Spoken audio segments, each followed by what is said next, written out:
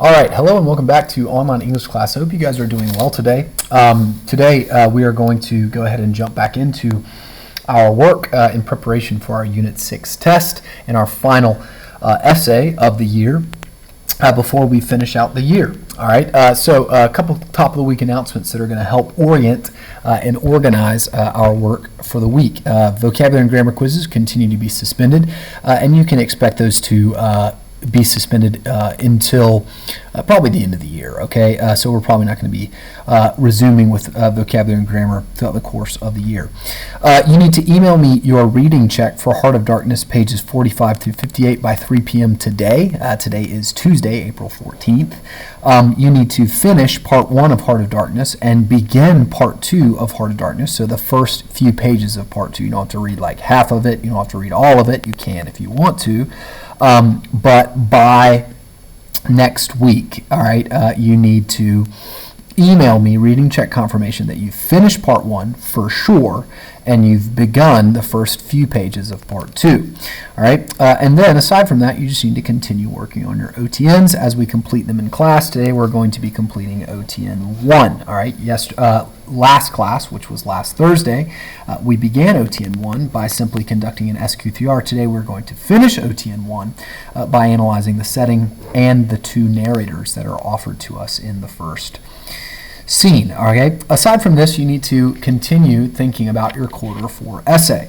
All right. Your quarter 4 essay is a research-based analysis of Chaucer's Canterbury Tales, in which you are going to be analyzing his view or his depiction of one of these three major subjects: the leadership of the aristocracy, the church, or gender roles in 14th century English culture. If you're in honors, you need to back up your analysis and interpretation with the use of at least two reputable outside resources. And if you are in the regular course, then you need to use at least one. All right, so make sure that you have downloaded this prompt and that you are thinking about how you're going to respond to these prompts. They are available on RenWeb every day. Okay, so let's go ahead and jump back into our OTN, which is analyzing the introductory scene of the novel Heart of Darkness. Okay, so I've already established for you that Conrad uses the introductory scene to primarily introduce two narrators to us, one the unnamed naive narrator and one Marlowe, who's going to be the primary spokesman of the story within the story, in which he tells about his journey into the Congo, where he meets an individual by the name of Kurtz, all right, which we will discuss at length later, all right, and also begins the process of describing the environment in which the narrative is told, okay, the setting. Now, we already established in our SQ3R that this overall, the genre of this piece of work is a journey narrative or a pilgrimage, okay, and a pilgrimage more largely speaking, journeys in literature as a whole typically use the physical journey, all right? So the movement from, point X to point Y or point A to point B is a metaphor of an internal journey that is taking place in the spirit or the heart of the protagonist, okay? So in other words, the journey is a metaphor. It's a symbol. A lot of times these journey can be read as loose allegories, okay? So obviously the granddaddy of this kind of work is Inferno, okay? That's like the Divine Comedy is sort of the OG pilgrimage narrative that relies on allegory, and Conrad in Heart of Darkness is going to offer us a kind of another modern, distinctly modern form of pilgrimage in which Marlowe is also going to take a physical journey that is going to be a metaphor or a symbol of an internal journey that he is undertaking. All right, so it follows, therefore, that very much like the Inferno, the Heart of Darkness uses its settings, all right, specifically its settings, the environment in which the stories are told, as symbols of, all right, internal realities or ideals. Okay? So when we analyze the significance of the setting, that's something we're going to do a lot, okay? And what we are going to be doing is we're typically going to be analyzing the symbolic significance of these settings, right? So without any further ado, let's go ahead and jump into our first point, all right? We're going to be analyzing the significance of the setting described in the opening scene of the novella, all right? So if you open up your novella, all right, we can read the first paragraph together. The Nelly, a cruising yawl, swung to her anchor without a flutter of the sails. Okay, so an image of sort of peace, right? Without a flutter of the sails, stillness, and was at rest, emphasizing that stillness. The flood had made. All right, so in other words, it is high tide. The tide has come in, all right, and so we're at slack tide. We're in between the rise of the tide and the fall. Okay, it's something that is typically referred to as slack tide. The wind was nearly calm, and being bound down the river, emphasis on this word, bound down the river, the only thing for it was to come to and wait for the turn of the tide. Okay, so our initial setting that is described here is the Thames River in between high and low tide. All right, the men of the crew are, quote, bound down the river, and they await the inevitable turn of the tide before their craft will be carried out to sea. Okay, what does this mean on a symbolic level? Well, the first thing that I would like for you to consider is this crew, okay, who inhabit the environment described in the setting. Okay, the crew, a merchant, an accountant, a lawyer, an unnamed English citizen in Marlowe, all act as a small microcosm of Western society in the modern age. Okay, so in other words, this group of individuals who are bound down the river, who are on a journey of sorts themselves, are very similar to the company of pilgrims in the Canterbury Tales. Okay, so they function literally as a portrait, a kind of microcosm of Western society as a whole. Okay, hence the fact that these individuals are not giving names, but rather like the members of the company in the Canterbury Tales, who are named according to their occupations, their social functions. The merchant, the accountant, the lawyer, and the citizen, okay, are all named according to their social function, all except for, of course, Marlowe, whose individuality, whose unique perspective is emphasized by the fact that he is given uniquely a name.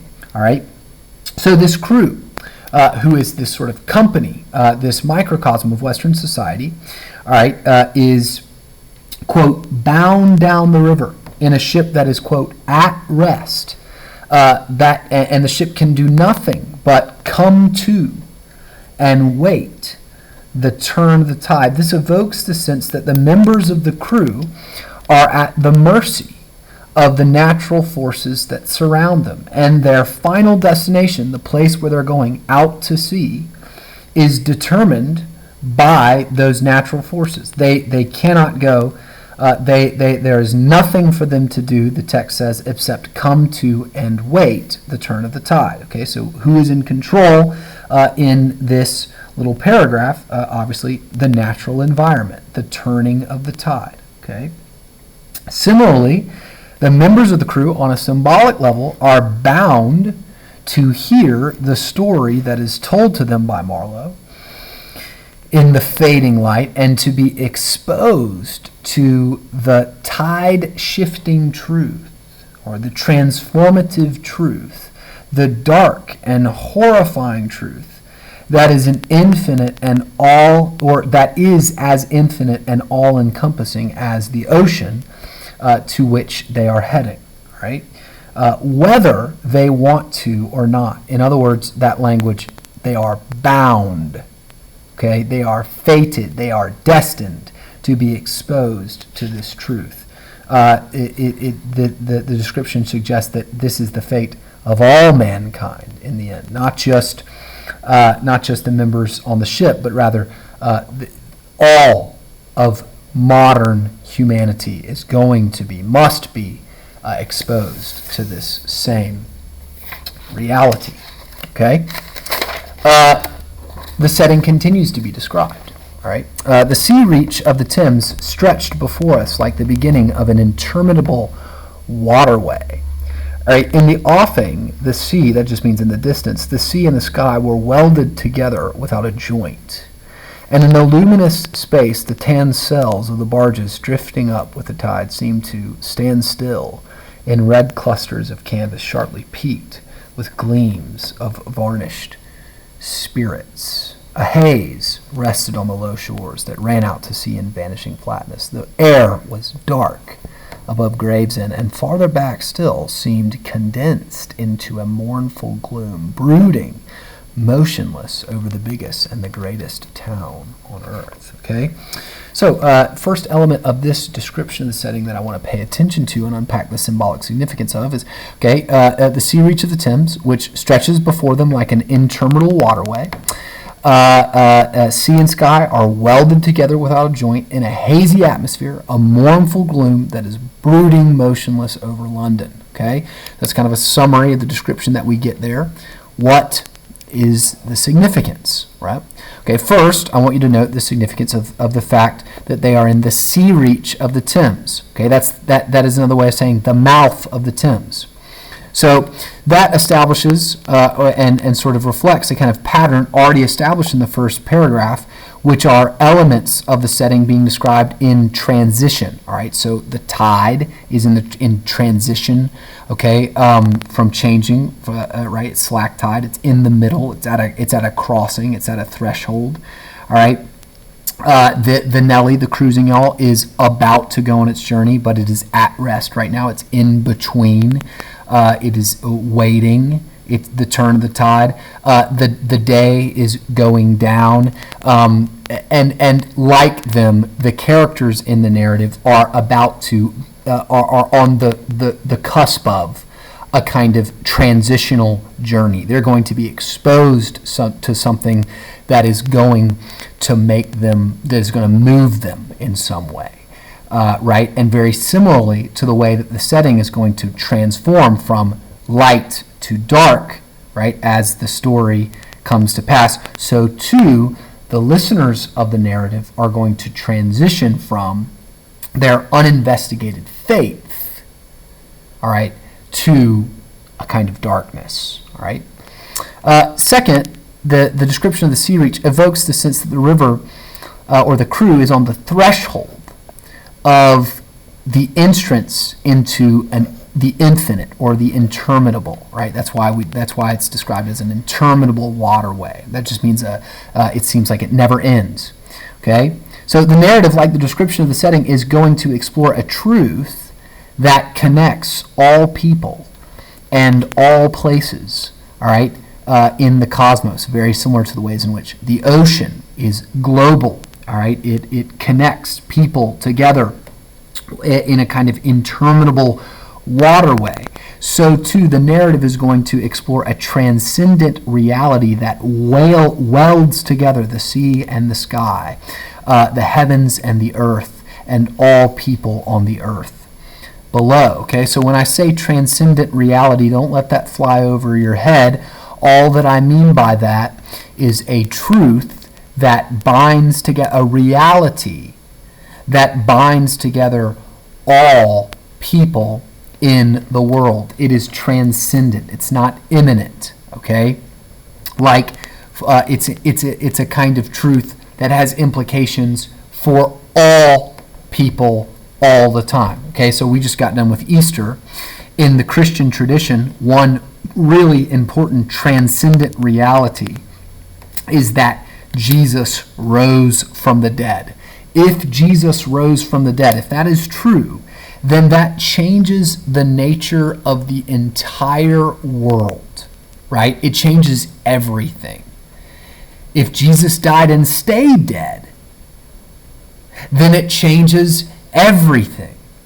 If Jesus died and rose, it changes everything. It's called that we would call that a kind of transcendent truth, a transcendent reality that affects all living things, all human beings, okay? So, in other words, this transcendent reality that the crew is going to be exposed to, right, is sort of evoked for us. The sense that that is coming is evoked for us in the description of the interminable sea reach of the Thames, okay? I also would like for you to note the personification of the sky, all right, as it is brooding motionless over London, all right? So this transcendent reality, typically transcendent realities are associated with what? The heavens, right? The heavens above, all right, are where like the gods live typically, or the truths that bind together all the people beneath the canopy of heaven. And so the sky, okay, a sort of archetypical symbol of these transcendent realities, are brooding motionless over London, okay? So the sky is personified, all right? It's hovering above London. London is the greatest city in the Western world, the center of a vast empire that spans the globe and is an embodiment of the greatness of Western civilization. Okay, so this sky is mournful.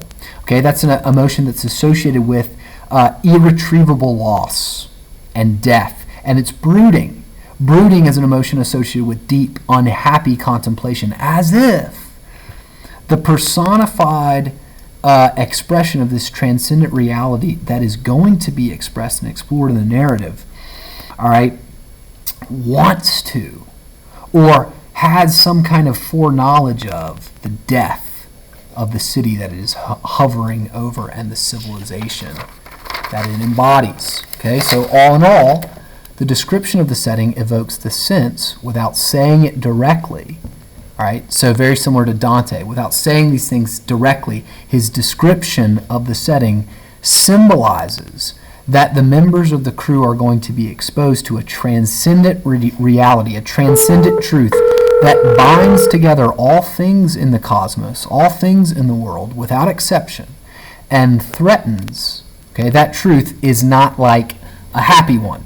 It's not good news, like Jesus raised from the dead. It's a threatening truth. It's one that broods over, okay? It's one that is mournful. It's gloomy, all right? And it threatens the existence of everything that they believe in, okay? So the truth is going to also, further symbolically, be illustrated to them, okay? They are going to be enlightened to its reality in the dark, all right? As the narrative begins, okay, as the sun is going down, all right, and then transitions into utter darkness, okay? It's going to be illustrated to them in the dark, and it's going to leave them there. That's significant, okay? All right, second portion of our analysis that we need to get complete in the next 12 minutes. We need to analyze the significance of the juxtaposition of the two narrative voices, okay? So, the initial narrator is characterized as, this unnamed English citizen is characterized as an individual who believes in the ideals, all right, that motivate British imperialism or lie at the foundation of Western civilization and his society as a whole, okay? And this belief is uninvestigated, all right? So very similar to the description of the pilgrim in Inferno who awakes in the dark woods in the realm of uninvestigated, unrepentant sin, all right? The unnamed narrator begins the journey or begins the narrative in a very similar symbolic space. He begins with an uninvestigated belief in the inherent goodness of the nation and the culture and civilization that he is a part of, okay? So, when he is confronted with this oncoming darkness, notice the ways in which he describes, all right, the sort of members or the heroes of English society, guys like Sir Francis Drake and Sir John Franklin. He describes them knights, okay? He describes them as knights, okay? And those knights, Sir Francis Drake and John Franklin, right,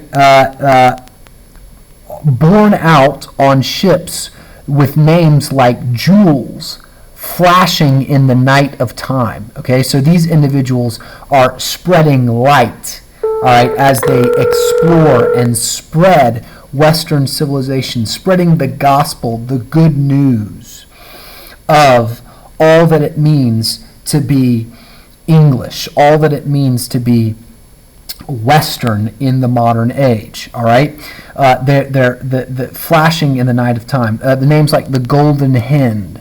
Okay, he describes these individuals who are hunters of gold or pursuers of flame as all being unified by the fact that when they went out of this great stream, the Thames River, that they took with them the torch of the sacred fire. Okay, they were bearers of a spark from the sacred fire. Okay, and this sacred fire is what is at the foundation of this, or the seed of commonwealth, the germs of empires. Okay, so in other words, these quote-unquote knights are individuals who are bound by the chivalric code to serve and protect the weak and disempowered. Are compared to jewels flashing in the night of time. Their conquests are all, according to the narrator, okay, importantly, consider this, justified by the fact that they carried a, quote, sacred fire that beat back the darkness of the world. Okay, so outside of Western civilization, there's all this darkness, there's all this chaos, there's all this lack of moral and spiritual enlightenment, and what justifies the spread of the English Empire, which actually, literally, in this time period, and many Western nations had something similar to this, spread all across the globe. All right, as they exerted dominion over Indians and Africans and individuals and nationalities and ethnicities that were non-white all over the globe. The thing that justified that is that these people were carrying a, quote, sacred fire. Something that beat back that darkness, something that importantly is described as, quote, sacred. Now, that word is associated with religious belief. And the unnamed narrator, like many modern individuals, okay, is not necessarily considering his nation, all right, his nationalism is not actually like a religious belief per se, but it is still a kind of faith, all right, the same kind of faith that we have in the inherent goodness of our own nation, the United States of America, as we fancy ourselves the good guys, all right, as we honor those that fight for the protection of the integrity of the nation, okay, and frankly, kill those that would threaten it, right? The only thing that justifies that is if actually we are good. If the moral and spiritual premises that are at the foundation of the belief system that we have come to associate with America are actually good. Now, in the same way, obviously the unnamed narrator is not American, but he is just a Westerner. Okay, he is a Western European, and he believes, like many Western Europeans in the modern age, that Western culture was a kind of gospel that needed to be spread into the dark, all right, and unindustrialized and undeveloped corners of the world. So the people who did that are obviously heroes. They're knights. Industrial technology, liberal governing structures, okay, and all the other tenets of Western civilization are more than, to the unnamed narrator, cultural customs. They are light that will save mankind from barbarity and savagery. So the British Empire and other Western European empires like the Belgian Empire, that Marlowe has worked for. Okay, so Marlowe's experience was working in the Belgian Congo. Okay. Individuals who engage in this process of imperialism, engage in this process of spreading that light, okay, are obviously doing something that is, according to the unnamed narrator's uninvestigated faith in the inherent goodness of the belief system associated with the quote-unquote sacred fire of Western civilization spread and bear the spark of that light. Okay? Now, how is that unnamed narrator, okay, juxtaposed by Marlowe? Well, Marlowe, in juxtaposition to the naive, unnamed narrator's uninvestigated faith in the inherent goodness and justice of his society, calls the sacred fire into question. Okay, so that is going to be one of the central concerns of Marlowe's whole story. What he's going to be expressing, what he's going to be exploring is an answer to this question: is there such a thing as a quote-unquote sacred fire that distinguishes between civil and savage, and therefore is there a moral justification for the civilized man to go and govern the savage man and to teach the savage man his customs and his ways of life? Okay? So, note the significance of his comment, all right, when he interrupts the unnamed narrator on the top of page 48, whenever he says that this also has been one of the dark places of the earth. Okay, or later when he talks about the fact that he was thinking about the very old times when the Romans first came here 1900 years ago. Okay, so 1900 years before, all right, when Julius Caesar and the rest of the Roman Empire colonized and quote-unquote civilized or imperialized or spread Roman civilization to ancient Britain. All right, the unnamed narrator says, light came out of the river since. You say nights, yes, but it's like a running blaze on a plain, like a flash of lightning in the clouds. In other words, something that is here and goes away quickly. We live in the flicker, but darkness was here yesterday. Okay, what does this imply? Well, Marlowe's allusion to the conquest of Britain by Rome 100 years before their conversation simply suggests that the British people have not always been civilized. All right, so like, in other words, I am Anglo-Saxon, right? I'm Anglo-Saxon, and Anglo-Saxon people have a long history of thinking that they are the best, all right? And they enslave people that don't look like them, and they imperialize people who don't look like them, all throughout Anglo-Saxon history, right? The last name Dale is just very Anglo-Saxon, very English, okay? So it simply means that my ancestors, all right, they got colonized too. Okay, they used to be savages too. In other words, it's not in the blood. It's not inherent.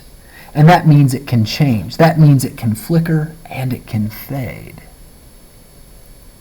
Here he is simply calling into question by citing the very obvious historical reality, right, that we all come from similar savage roots. Okay? And then he finishes the monologue in which he talks about the trireme and the guy, who comes up into Britain before it's colonized and rides up the Thames, and how scared he must have been, and the hearing all of the savage cries of the crazy druid priest down in the woods. Okay, and he finishes by saying something very significant, and this alerts us to the central theme of the entire narrative. Okay, and it illustrates Conrad's juxtaposing perspective from the unnamed narrator through Marlowe. Okay, Marlowe says the conquest of the earth. All right, so that thing that the unnamed narrator was glorifying earlier, the conquest of the earth, which mostly means taking it away from those who have a different complexion, in other words, a different skin tone, or slightly flatter noses than ourselves, right? Different looking noses or faces, is not a pretty thing when you look into it too much. In other words, when you really get down into it, right? When you start looking at the implications of what Sir Francis Drake and John Franklin and all conquest It's not pretty when you look at it. It's violent, all right? And it smells of theft and immorality. What redeems it? If there is the possibility of redemption, if there is light, okay, what redeems it is the idea only. An idea at the back of it. Not a sentimental pretense. That means a feeling. All right, a sentimental pretense. Something that you feel like is true or makes you feel good or makes you feel proud or patriotic, but something that is genuinely true, an idea, an unselfish belief in the idea, something that can be set up and bowed down before and sacrificed to. Okay? In other words, right, the unnamed narrator's uninvestigated faith in the inherent goodness, the righteousness of the civilization that he is a part of. His belief, very simply, on a very basic level, that his group of people are good, that they're the good guys, and that he is proud to be a part of them, Marlowe calls into question. And he cuts to the heart of the issue by saying, if you're going to be proud, if you are going to live in a civilization that you deem moral, then it is contingent on the fact that that civilization is backed up by an idea, a belief that's more than a feeling. If you're going to go conquer the world, if you're going to go fight wars in defense of that idea, then you better be spreading something that is authentically sacred. If not, it's just theft. It's barbarism draped in the trappings, draped in the diaphanous folds. For those of you that read very carefully, then you would understand the reference. Draped in the diaphanous folds of spreading the good news that is not good news for anyone except the colonizer. Without an ideal, a moral justification that is unequivocally true and transcendent, in other words, true for all people, and therefore needs to be spread, we, right, the colonizer, is no different than the savage. We need a torch to carry. Marlowe implies, that is genuinely sacred. That is what will redeem the ugliness, illuminate the darkness. Okay? Without that, the unnamed narrator and the rest of the crew of Westerners must confront their own moral absurdity as they participate in, benefit from, and celebrate a nation that they believe in that is not backed by an actual idea, but only a sentimental pretense. That isn't inherently good. That isn't transcendently good, but rather is good for them. That's not civility. That's barbarity. Taking what one wants, no matter the cost. If that is indeed at the heart of Western imperialism and Western civilization as a whole, then it would leave them in a kind of unmitigated darkness. Marlowe's narrative is going to develop an answer to that question. Does the sacred fire exist? And if so, what is it? And if it doesn't exist, what does that mean for us? All right, have a great day.